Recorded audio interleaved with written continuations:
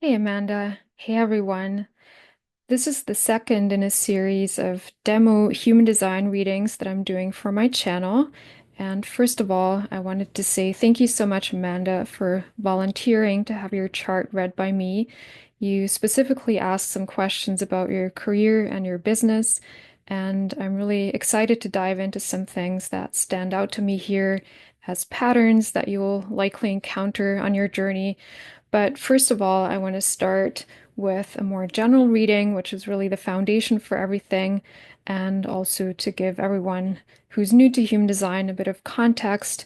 But these really basic things are always the most important things. If we get these things right, then everything else aligns from there.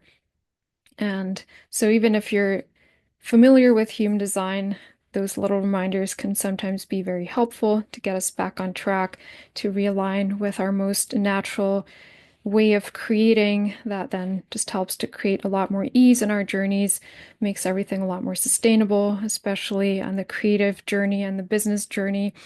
And so for everyone who's new to human design, our human design really is like a blueprint that shows us how we are naturally designed to create and engage with life and also relate to others and relate to the world. And so when we really go with our natural design, when we create an alignment with our natural design, then everything in life becomes a lot easier. It's also a tool for awareness to show us where our shadows or our not self might be sneaking in and kind of sabotaging our process. And yeah, so there's a lot that we can see, but we always start with the type, the strategy, and the authority. And our strategy is basically, it is linked to our type, and this is the way we are designed to enter into experiences. And so, Amanda, you are a generator, which means you have a magnetic aura that constantly draws in opportunities, new things to respond to. So this can be opportunities, people coming into your life, and anything that might come to you physically that you can then respond to based on your inner authority. You are an emotional generator, so you have emotional authority, and I'll explain what that means in a second. But first of all, let's look at your themes here too. So when you respond correctly to the things that come your way based on your authority, then you will experience the signature theme of satisfaction, and you know you're on the right path. So it's really important for generators to be doing things that we love, that we enjoy, then we really have sustainable energy to keep moving forward. Whereas if we enter into experiences from the mind and we make decisions with the mind, or we force things that are actually not things that we really can respond to physically, then we will experience the not self theme of frustration. This can also happen if maybe you do get something to respond to, but you're going against your authority. So you're saying yes to things that don't feel good to you, essentially, then you'll also experience that not self theme of frustration, or sometimes just because you're pushing too hard as well. And yeah, so the basic idea for generators is, as I already mentioned, that we want to be on a path that brings us joy. And all generator types, that includes the manifesting generators. The first reading that I did here for this channel a little bit earlier this week was for manifesting generators. So this applies to generators and manifesting generators. We have a defined sacral center, which is really where we generate our own life force consistently.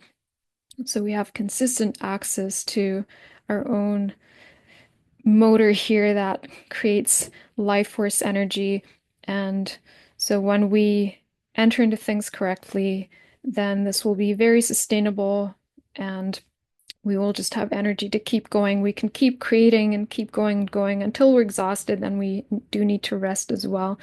Whereas for the non-energy types, which is going to be something I'll go into in the next demo reading, don't have that consistent access to life force energy, and then they need to rest as soon as they start feeling tired.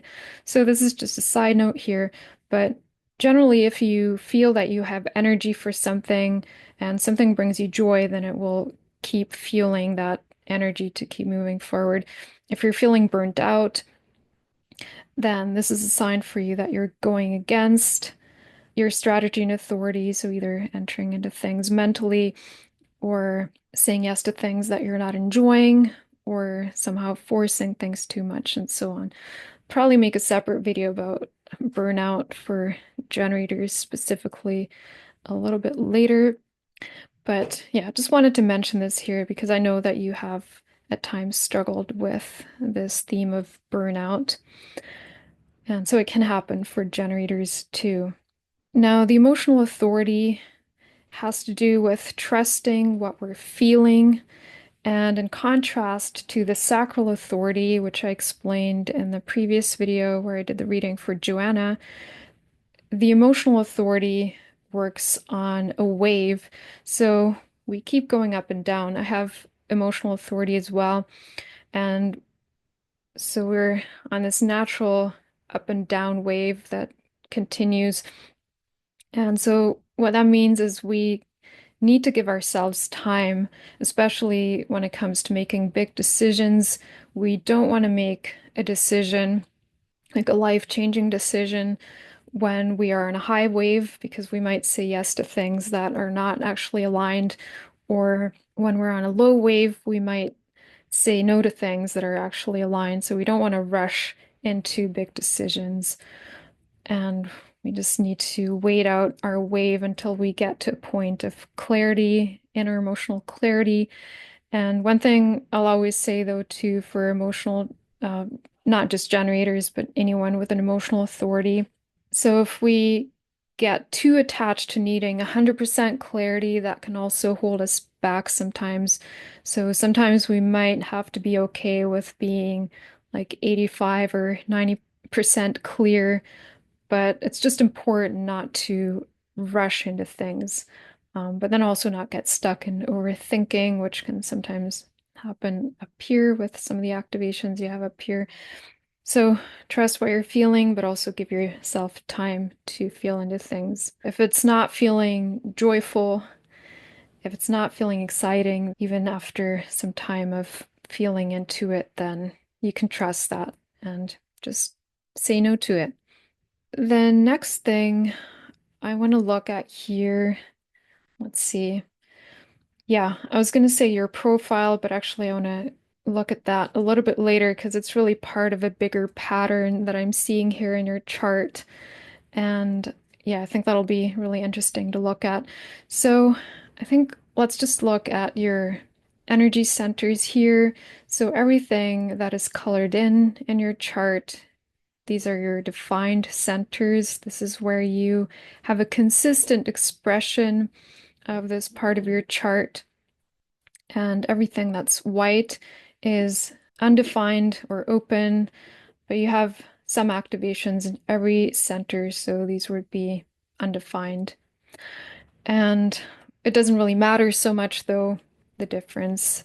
Basically, what it means, whether it's open or undefined, that you don't have a consistent way of expressing yourself in this area. And this is also where the not self themes can sneak in. So, all the open and undefined centers, this is where we take in energy from the people around us and we take in conditioning from the people around us.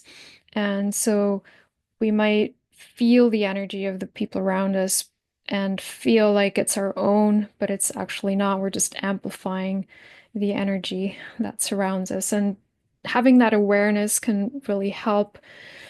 Sometimes it can be really confusing, especially for those of us who identify as empaths. I know I've been there many times.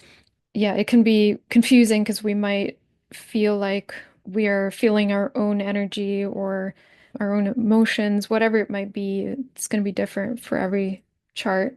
So let's start with the undefined centers, actually, since I'm already talking about this right now. So I will go through the not self themes of each of these, and then I'll look at the defined centers after that. Your first undefined center that you have here is the G center, which is the seat of identity. And when this is undefined, this can express as the not self theme of looking for love and direction outside of yourself. So you might look to other people for love or for a sense of direction. And that's exactly where that confusion can sneak in. You might be feeling like you're a chameleon based on who you're spending time with. And maybe you're spending time with this person, and then this feels aligned, or this feels like who you are. And then you're spending time with this person, or kind of looking to guidance from somebody else. And then it might feel like, oh, this is aligned. So you just really want to be mindful of that. It's also a gift of the Open G to not have a steady identity. Let's say on a creative path, for example, you can use that to your advantage too. You have flexibility in terms of how you want to express yourself. You can explore different things, and you don't want to be in a place where you force yourself into a consistent expression. Now, because you do have a defined throat center, this may not be quite as prevalent for you, but in this area, this might show up in certain situations. Yeah, so you'll see when this comes up for you, but you just kind of want to be mindful of that when it happens. And what the open G can do, though, or the undefined G, is when you are working for a client, for example, it can help you channel their identity in a way into what you're creating for them. So that can be a gift as well. And yeah, other than that, you're just free to explore different identities, and it's important not to become attached to this idea that you need to be the same person for the rest of your life. Now, the next one that you have here is the undefined ego or will center or heart center. These are three definitions that are commonly used. So this is the seat of your sense of self-worth, and the not self theme of the undefined will center is, yeah, really feeling like you need to prove your worth. For a lot of people, this can express as overworking, but also doing anything really to prove our worth. And again, then when we do that, we lose energy. And that can, yeah, also take energy away from things that are actually aligned for us. We can go into people pleasing here as well sometimes. And that can also contribute to burnout in some situations. Then you have an undefined root here as well, which is really your sense of timing, your connection to the physical realm. It's also where the adrenals are located, or it's connected to the adrenals. And with an undefined root, the not self theme really is to constantly be feeling pressure to get things done quickly. So you're constantly doing things, you're constantly busy to get rid of the pressure to basically get your to-do list done, but then things just keep piling up. It's almost like the faster you move, the more it piles up, and you can never keep up with it. And you'll especially feel this when you're in the presence of other people, or collaborating maybe with people or working for clients who have a defined route, then you'll feel that pressure more. If you're with someone with an undefined route as well, you might not feel it as much, but it's something to be aware of. It's very common, especially when you're working in teams. There will almost always be someone with a defined route. This is what definitely my one of my big struggles in the corporate world, and also while working with clients, I've had to work on this one a lot. So again, just being mindful of it, knowing that the pressure is not really coming from you, and so you can keep better boundaries around your time and your own rhythm. Now let's briefly look at the defined centers as well. So let's start here. You have a defined sacral center connected to your solar plexus through the channel 659 here. Yeah, so you consistently create your own life force energy, which I already explained. And then you also are consistently emotional being, having your own emotional experience. And so when you feel emotions, it's typically your own, although with this channel that you have here, you do have a unique ability to feel other people's feelings as well, unlike other emotional beings that might not be as receptive to the emotions of others. I have this one as well, so I can relate to that. Then you have a defined spleen connected to your defined throat here through this channel. And the spleen is really the seat of your intuition, your instinct. This is really the primal awareness center that also animals have already. And again, I'll go into this a little bit more in a moment. This channel is really interesting, I think, for your business, this one as well. And then you have a defined throat, which is really your communication. You have a consistent way of communicating. But one thing I'll highlight here too, though, is that you don't have a motor connected to your throat, which is why you're a generator and not a manifesting generator. And so you don't necessarily have consistent energy going to your throat. So you still want to make sure that you're not burning yourself out by, feeling like you need to speak more than you need to. But you do have a consistent expression, so the way you express yourself will be, yeah, like you'll see some consistent themes there likely. And then you have these two centers connected up here. So you have a defined ajna and a defined head center. This is really where, well, your knowledge is, your ideas, your belief systems as well. Up here we have the questions and the inspiration.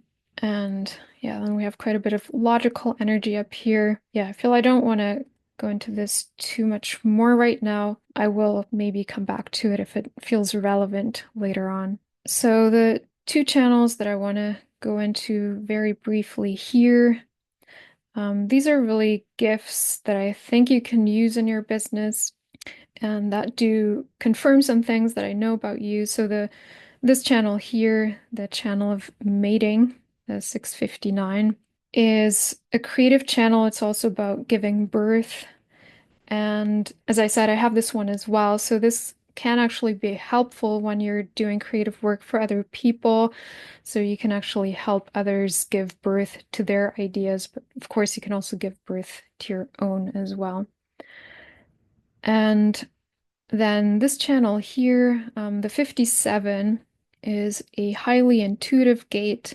And then the 20 is more about being in the present moment, while it is here in the throat. So it has to do with communicating. It is a gate that really acts in the present moment and in the now. So it can be very quick. And because you have the spleen and the throat connected here, if you're doing intuitive work, which I know you do, then you will have a pretty natural way of communicating things that you're picking up intuitively. So you have these two gates connected really beautifully here. And it is also a channel that can kind of help you act pretty quickly on intuitive insights. But what I will point out here, because you have an emotional authority, that will always be the main thing to pay attention to first. This will always be your primary authority. So you don't want to override your emotional authority with something that comes through here, especially if it's coming from a shadow expression. That can sometimes happen as well. This one might sometimes, if it's in a shadow expression, it might have the tendency to jump into things too quickly. This is actually connected to the fear of the future. And so sometimes this can also act a little bit too quickly to get rid of that sense of uncertainty or fear of the future. Like FOMO, I think, would be one that could come up here. Now let's look at some other things that I noticed more in connection with your business. So the first thing I want to highlight here is your profile, your 2-4 profile, and that really makes you an introverted extrovert. And yeah, let me know if this resonates, but this is a theme that I'm seeing all over your chart. You have elements of your chart that are very introspective, and then you have elements of your chart that would make it more ideal for you to collaborate with others, to be out there, to be networking. And so this is something that you will need to balance and kind of find a way to, yeah, find that optimal balance for you. So the two here is on your conscious side. So this is your mind or your personality, and this is what you'll probably feel more natural to you early in your life.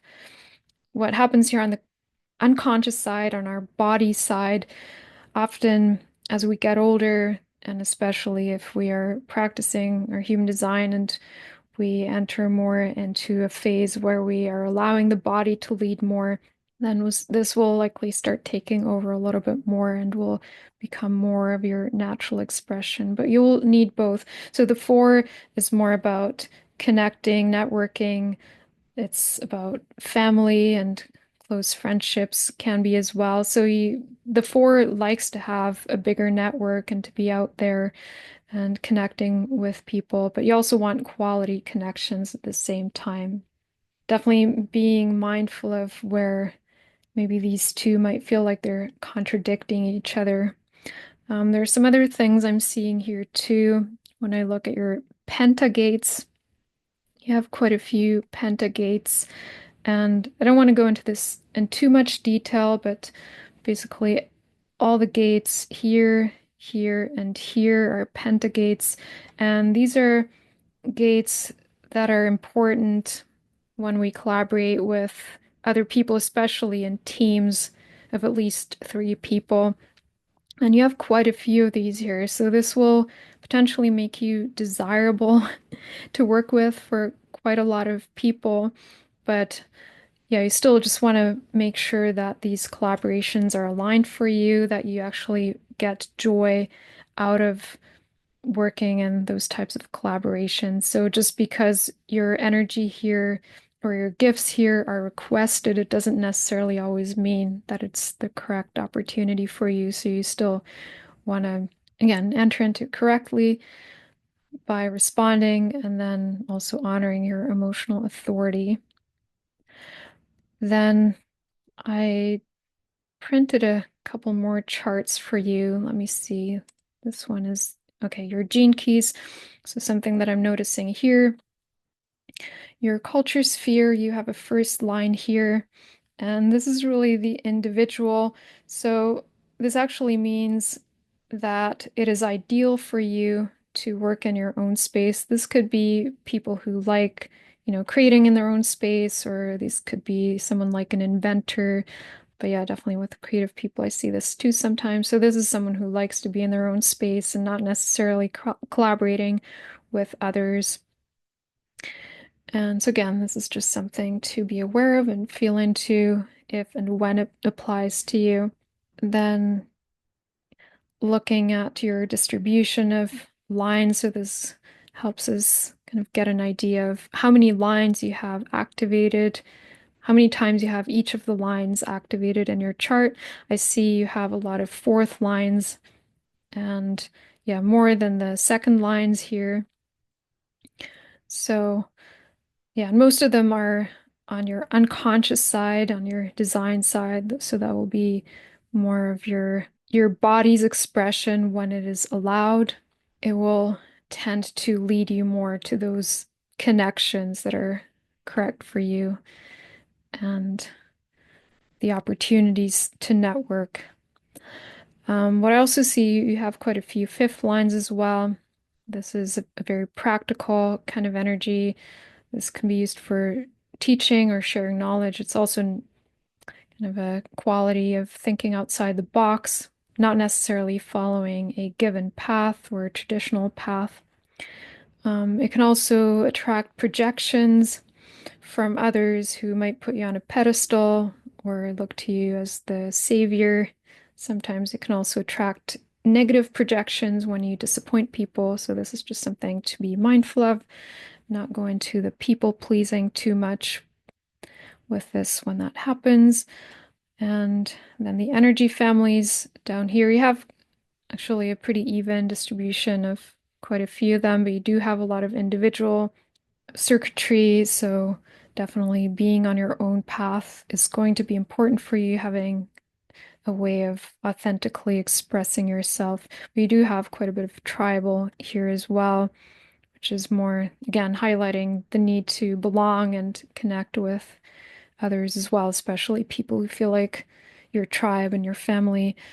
And then you do have a bit of the abstract and logical energy here too, which is again good for teaching and sharing. And when we're here, this is your business chart. This is a chart that we can get in Genetic Matrix with a professional account. And there's a lot that we can see here. I don't want to go into everything in detail here. It can be quite overwhelming. Some of the things you'll see are things that I already mentioned. This is about the open and defined centers here. But yeah, something I like to look at sometimes is it'll show you what environments of working with others basically are ideal for you. So working solo is ideal, then large groups. If you're working with large groups, you're more the executive type, so not necessarily the manager, but you are the CEO. Then partnership and small groups. Here in this context, it says it's not ideal, but these are things you really, you want to take with a grain of salt because there might be other aspects of your chart that might then support things like this as well, which brings me back to the importance of really prioritizing your strategy and your authority. If you enter into things correctly, then you know you're on the right path, and everything else doesn't really matter as much, or you don't need to really figure out ways to align with other parts of your chart. It's just there for awareness. When you feel that you might be going against your design and it's draining your energy, or yeah, just to give you some clues, but the rest really it's really important to always go with your strategy and authority first. Yeah, so I think to wrap things up, just based on the questions that you asked me, and I know we've talked about this before, but as you move forward on your journey, and I know you're already doing this, it's really just important to cultivate that sense of trust and the natural timing and really allowing things to come to you and not feeling like you need to rush into things to get rid of the pressure or, yeah, like mentally initiate things, which can sometimes be tricky, especially when you're feeling the pressure and the insecurity of a transitional phase in your life. And then also just making sure that you're saying yes to things that really bring you joy and really have the courage to say no to things that are not filling your soul with joy as well. So this is how you can really get into a sustainable flow where your magnetism can shine, you're attracting the right opportunities more easily. And yeah, so the more you enter into things in that way, the more the things that you start will also self-perpetuate much more naturally, and there will be an easeful flow. Whereas if you're forcing things or mentally initiating when it's just not the time, then yeah, as soon as you stop putting in energy, it'll kind of feel like it falls apart really quickly, or yeah, it's just not sustainable. Okay, so I hope this was helpful. Let me know how this resonates. And thank you again, everyone else, for watching as well. I'll be back with one more demo reading soon for a friend who is a manifester. So that will be a bit of a different design. It'll be really interesting to look at as well. If you're interested in a personal reading, then you can find the link to book a reading with me in the description down below. Thank you so much, and I look forward to being back with more soon.